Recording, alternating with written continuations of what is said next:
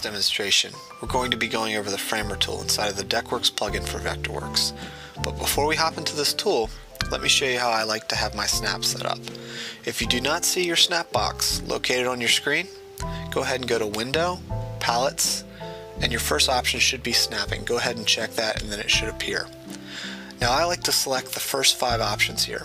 The first one being Snap to Grid, the second one being Snap to Object, the third one, which is actually my favorite, Snap to Angle. When you're a deck contractor and you're dealing with cut corners and things like gazebos where you need to see those 45s and 22.5s, this is what's going to get the job done for you. The fourth option here is Snap to Intersection, and your very last one is Smart Points. So with the first 5 selected, the last 3 not selected, we can begin. If you have your own setup, feel free to modify and move this around. This is just how I like to draw. So I'm going to go ahead and click on my Framer tool located in my DeckWorks palette and click and start drawing. The first thing you're going to see is this looks a lot like the Vectorworks polyline tool, and it functions in a similar manner. So underneath your line, you're going to see your dimension. Right now I am at 19 foot 11 and a half with an angle of 0, which is telling me I'm horizontal or parallel to the actual home. So we can manually move to the dimension that we desire. We can also type it in. So I'm going to go ahead and type in 20 feet and press enter. You'll notice that it's actually going to hold us to that 20-foot mark. So once we've located where we want to be, we're going to click one time and go ahead and move to our next dimension. We can repeat that same process, or if we hit tab, you'll see that it'll actually tab you into that dialog box below our cursor. And if you continue to hit tab, there'll be alternate options that you can select.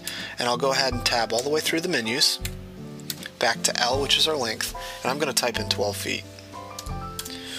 Once I've typed in 12 feet and press enter and it's holding me to that dimension, I'm going to click one more time, and then we can go ahead and work our way back across the deck. Well, we already know it's 20 feet back across because it's a basic deck and we've only used one dimension. But if it was a larger deck where we were dealing with things where you had cut corners and different angles, you might not necessarily know that exact dimension. So you can always hover over your start point, you'll see a red box appear, and then you can drag your mouse down and it's going to hold your cursor parallel. Once it's snapped into that dimension, you can go ahead and click one more time and then click on your start point, and it will close it out automatically for you.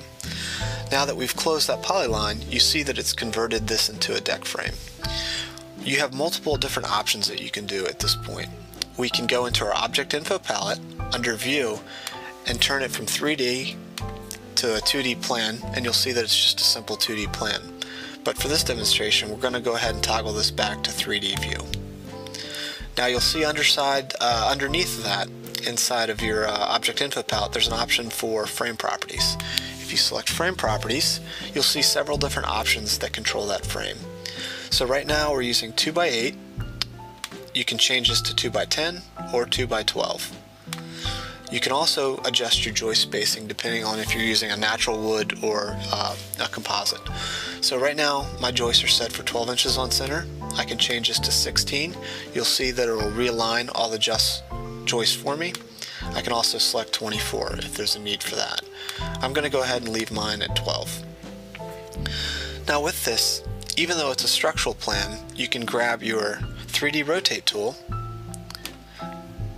click on your screen, and then actually move your cursor around and you'll see that it's also 3-dimensional.